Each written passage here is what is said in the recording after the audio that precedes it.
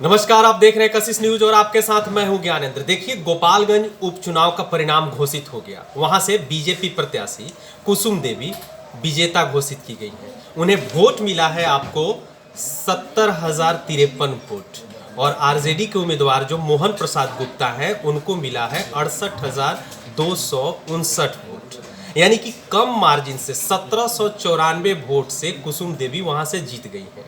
लेकिन उनके मामा, अगर कहा जाए कि मामा शकुनी की चर्चा कर रहे हैं हम लोग, मामा साधु यादव की बात मैं कर रहा हूँ, यानी कि साधु यादव की पत्नी इंदिरा देवी को मिले हैं 8,854 वोट और AIMIM के प्रत्याशी को भी डबल डिजिट में वहाँ वोट मिले हैं। तो क्या ये कह सकते हैं कि बीजेपी का अकस्मात, यानी कि आपको सिंपैथी वोट या लोगों की सहानुभूति वोट से जीत मिली है, या फिर यहाँ पर साधु यादव का करिश्मा चला है, इंदिरा देवी का जादू, या फिर AIMIM ने वोट काटने का काम किया है? ये आखिर जीत और हार के पीछे क्या कुछ कारण रहा और कैसे बीजेपी की जीत मिली और इस जीत का आने वाले समय में क्या कुछ असर पड़ेगा? क्योंकि तेजस्वी यादव ने भी दावा कर दिया है कि अगली बार हम वहां से 20,000 वोटों से जीतेंगे। खैर, इस बार हार गए। तो ये पूरा समीकरण और जीत हार का जब समीकरण के जानने के लिए हम चलते हैं अपने संपादक अशोक मिश्रा जी के पास और उनसे जानते हैं कि बीजेपी को सहानुभूति वोट से वहां जीत मिली या फिर आरजेडी की हार क्यों हुई। सर, आपको गोपालगंज का चुनाव का परिणाम घोषित हो गया। परिणाम में आपको बीजेपी की प्रत्याशी जीती हैं, लेकिन कहा जा रहा है कि आपको ये सिंपैथी वोट है वहाँ पर, और वहाँ पर ये सिंपैथी के कारण से मात्र आपको 1794 वोट से वो जीती है, नहीं तो इस बार आरजेडी वहाँ पर इतिहास रचने ही वाला था। क्या लगता है, वाकई आरजेडी वहाँ पर इतिहास रचने वाला था या फिर ये सिंपैथी के कारण से बीजेपी को एक अकस्मात ये जीत मिली? देखिए ज्ञान, हम गोपालगंज सीट पर जब भी चर्चा कर रहे थे या अपने सोशल मीडिया प्लेटफॉर्म पर अपने दर्शकों को जब भी हम जानकारी दे रहे थे जी, तो उस समय हम बतला रहे थे कि किस तरह तेजस्वी के मामा साधु यादव ने अपनी हार का बदला लेने के लिए, अपने अपमान का बदला लेने के लिए गोपालगंज में आरजेडी की राजनीतिक हैसियत को कमजोर किया है। यानी कि लालू प्रसाद यादव का जो गृह जिला है जी, उस जिले में आरजेडी को जितना भारी नुकसान साधु यादव ने अकेले पहुंचाया है जी, उतना नुकसान किसी पार्टी ने नहीं पहुंचाया, किसी गठबंधन ने नहीं पहुंचाया जी। और आप देख लीजिए, यही वजह रही कि गोपालगंज विधानसभा जैसी सीटों पर आरजेडी ने पिछले चुनाव में अपना उम्मीदवार नहीं उतारा था जी। यानी कि लालू प्रसाद यादव के गृह जिले में गोपालगंज विधानसभा सीट पर कांग्रेस चुनाव लड़ी जी, और कांग्रेस के उम्मीदवार 3 नंबर पर आए थे और लालू प्रसाद यादव के साले साधु यादव दूसरे नंबर पर जी। उस समय भी सुभाष सिंह की जीत हुई थी, जिनकी मौत के बाद ये उपचुनाव हुए। लेकिन इसके पहले भी लगातार साधु यादव ने लालू प्रसाद के परिवार के खिलाफ ताल ठोक करके मैदान में अपने आप को खड़ा किया है। हमने बताया था कि किस तरह सारण लोकसभा सीट पर राबड़ी देवी जब चुनाव लड़ी थी लोकसभा की तो साधु यादव उनके खिलाफ खड़े हुए थे और लाख कहा गया राबड़ी देवी को कि आप अपने भाई को मनाइए, लेकिन वो नहीं मानी और परिणाम हुआ कि वहाँ भी राजीव प्रताप रूढ़ी चुनाव जीते। आज भी वही हुआ। अगर सहानुभूति वोट का असर होता तो आज वोट का मार्जिन बीजेपी के लिए ज्यादा होता। यो जीत बीजेपी ज्यादा वोटों से जी। हम बार बार बता रहे थे अपने दर्शकों को कि क्या एक बार फिर तेजस्वी की राह का रोड़ा बनेंगे साधु यादव? क्या एक बार फिर तेजस्वी की राजनीतिक हैसियत को कमजोर करेंगे साधु यादव? और यह हुआ भी। अब आप देख लीजिए कि कम वोट से हो या ज्यादा वोट से हो, मोकामा विधानसभा चुनाव में आरजेडी ने चुनावी फतह हासिल कर लिया। वहाँ लालटेन की लौ उसकी तेज हुई। जी। अभी तक अनंत सिंह जदयू के साथ थे, निर्दलीय थे, पहली दफा वो आरजेडी के बैनर तले चुनाव लड़े और वहाँ से उन्होंने जीत हासिल की। आप गोपालगंज में भी कहिए कि पिछले चुनाव में आरजेडी वहाँ चुनाव नहीं लड़ी थी। इसके पहले लगभग आप कहिए तो 1.5 दशक से राजनीति अगर गोपालगंज की बात करें तो राजनीतिक हाशिए पर थी वहाँ आरजेडी जी।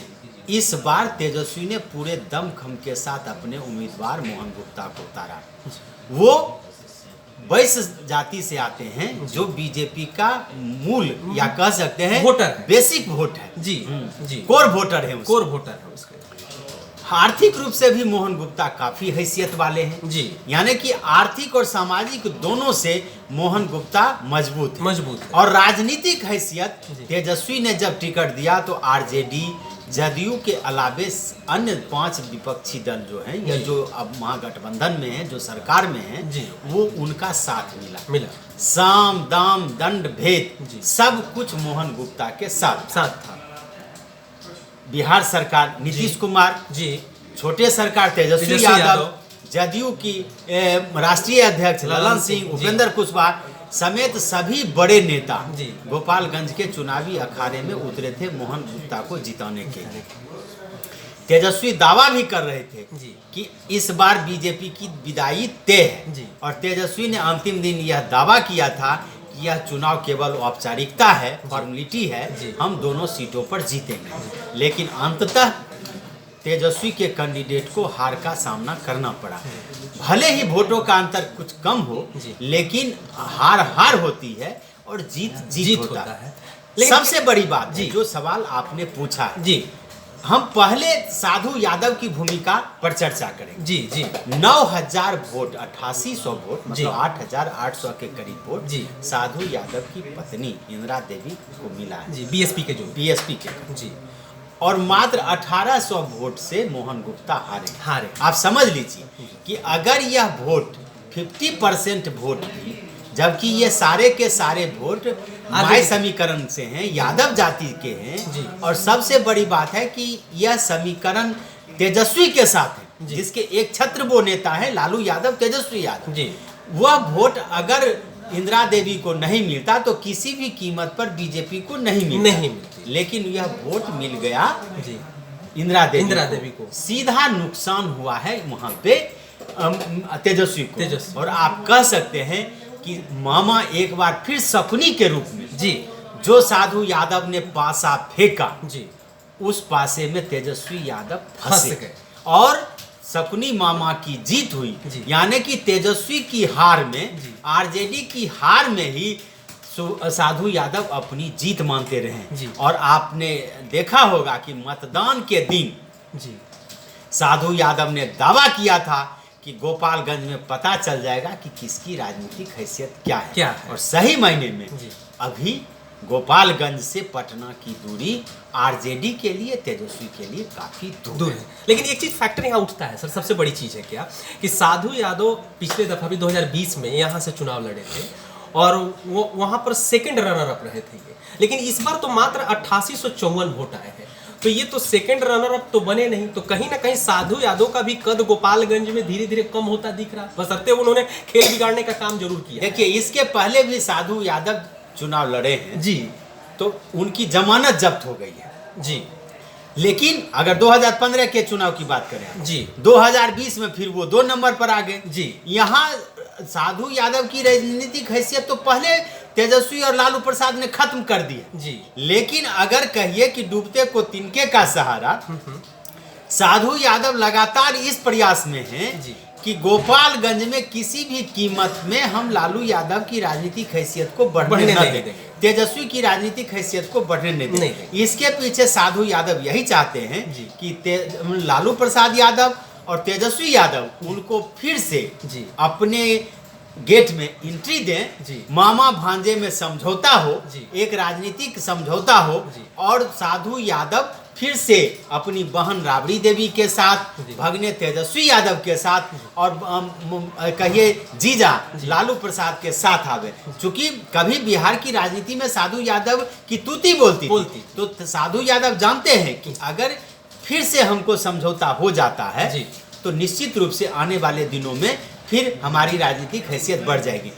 साधु यादव की राजनीतिक हैसियत है क्या लेकिन साधु यादव ने इतना वोट तो ला दिया कि तेजस्वी के अश्वमेध यज्ञ के घोड़े को रोकने का काम किया। जी हाँ, ये था गोपालगंज का पूरा सरबरी, आप तो देख। लेकिन एक और चर्चा करेंगे क्या कि केवल साधु यादव की बदौलत ही तेजस्वी नहीं हारे जी। AIMM का जो परफॉर्मेंस है जी हाँ जी, यह तो और चौंकाने वाला है। जी। आरजेडी वाले कहते हैं कि AIM का कैंडिडेट जो था उसको बीजेपी ने ही डमी कैंडिडेट के रूप में खड़ा किया है जी। पिछले चुनाव में यानी कि 2020 के चुनाव में मात्र 4000 से कुछ वोट आए थे AIM के जो अभी उम्मीदवार हैं उनको जी। लेकिन इस बार चूंकि हम लोगों ने जो इनसाइड स्टोरी बताई थी जी, एग्जिट पोल में भी खुलासा किया में जी। हमने बताया था कि उनके डबल डिजिट में जो समर्थक हैं जी, और जिस तरह से चुनावी अभियान वो चला रहे हैं जी, जिस तरह से उन्होंने पैसा खर्च किया है जी, उस हिसाब से उनके समर्थक मानते हैं कि 2 डिजिट में उनको वोट आएगा, यानी कि 2 अंक में उनको वोट आएगा। और आज वो सही साबित हुआ कि 12,000 लगभग वोट लेकर के आए। तो आप समझ लीजिए, तो AIMM माय समीकरण में दोनों M और Y जी दोनों ने मिलकर के तेजस्वी के लालटेन को बुझाने का प्रयास किया और बुझा दिया गोपालगंज में। अब ये कह लीजिए कि बुझा दिया है। और यह चुनाव परिणाम आने वाले दिनों में महागठबंधन के लिए, तेजस्वी के लिए खतरनाक संकेत कि अगर किसी कारण से माय समीकरण में दरार होता है जी, यादव और मुस्लिम वोटों में बंटवारा होता है जी, जो बीजेपी की भी रणनीति रहेगी जी, अगर वह बंटवारा रोकने में तेजस्वी कामयाब नहीं हो पाते हैं तो काफी मुश्किल आने वाले दिनों में तेजस्वी के लिए यह मुश्किल होगा। 2020 के आम चुनाव में जी किशनगंज यानी कि सीमांचल के इलाके में तेजस्वी ने देखा है कि किस तरह से AIMM के विधायकों ने उनको मुख्यमंत्री बनने से रोक दिया था। और आज गोपालगंज में AIMM के उम्मीदवार ने तेजस्वी को बिहार का नेता बनने से रोक दिया, एक तरह से रोकने की कोशिश की है। ये बहुत बड़ा संकेत है, बीजेपी के लिए भी संकेत है कि अगर आपको चुनावी अभियान में शामिल होना है, अगर आपको बिहार की राजनीति में अपनी राजनीतिक हैसियत मजबूत रखनी है, तो आपको इग्नोर करके चलना नहीं पड़ेगा, आपको आम जनता का सहयोग लेना पड़ेगा जी। ये जरूरी नहीं है कि अगर 3 टर्म अगर जनता आपको जिता रही है जी, तो अगले टर्म भी आपको जनता जिताएगी, ऐसा नहीं है। गोपालगंज की जनता ने ये संकेत दे दिया है कि चुनावी जीत हमने आपको दे दी है जी, लेकिन अगर आप विकास का काम नहीं करेंगे, जातीय समीकरण का आप ख्याल नहीं रखेंगे, आप अपने कोर वोटरों को अगर मजबूती से नहीं पकड़ के रखेंगे, तो 2025 नजदीक है, बहुत बहुत नजदीक है जी। और आज तो देख रहे हैं कि तेजस्वी यादव ने भी दावा किया है कि उन्होंने बीजेपी के कोर वोट में सेंध लगाई है। मोहन गुप्ता ने अच्छा वोट लाया है, 41,000 से ज्यादा वोट बढ़ा है आरजेडी का। वैसी परिस्थिति में कह सकते हैं कि गोपालगंज का चुनाव ये इस मायने में महत्वपूर्ण है कि मामा ने भांजे की मिट्टी पलीद कर दी है, लेकिन देखना है कि आने वाले दिनों में मामा के मिट्टी पलीद को तेजस्वी किस रूप में लेते हैं। तेजस्वी ने हालांकि दावा किया है कि हम अगला चुनाव जीते हैं, लेकिन ये कह सकते हैं कि आरजेडी को अगर अपना चुनावी फतह हासिल करना है तो माई समीकरण को मजबूत करना। अगर वो A to Z समीकरण को लागू करना चाहते हैं तो सबसे ज्यादा महत्वपूर्ण है कि माई समीकरण में दरार न होना चाहिए। ये गोपालगंज का पूरा आपको मैं बता दूं कि समीक्षा है कि कैसे वहां पर जीत हासिल की बीजेपी ने और आखिर आरजेडी की हार कैसे हुई। एग्जिट पोल में भी हम लोगों ने खुलासा किया था कि वहां से बीजेपी की राह आसान नहीं है, लेकिन मुश्किल भी नहीं, और वही हुआ। लेकिन इसके पीछे क्या कुछ कारण रहा, हमारे संपादक सर ने आपको सब कुछ खुल करके विस्तार से बता दिया। अब तो देखने वाली बात होगी कि 2025 के लिए प्लॉट तेजस्वी क्या मामा से समझौता करते हैं या फिर मामा और कोई रणनीति बनाते हैं। और बीजेपी के लिए भी संकेत है कि क्या बीजेपी सिंपैथी वोट से जीती है। अगर सिंपैथी वोट से जीती है तो सिंपैथी कब तक रहेगी, इसके लिए उसको भी आगे की रणनीति के बारे में सोचना होगा। बने रहिए कशिश न्यूज के साथ। अगर इस वीडियो को आप यूट्यूब पर देख रहे हैं तो सब्सक्राइब कर लीजिए, अगर फेसबुक पर देख रहे हैं तो लाइक कर लीजिए और कमेंट करना न भूलें। धन्यवाद।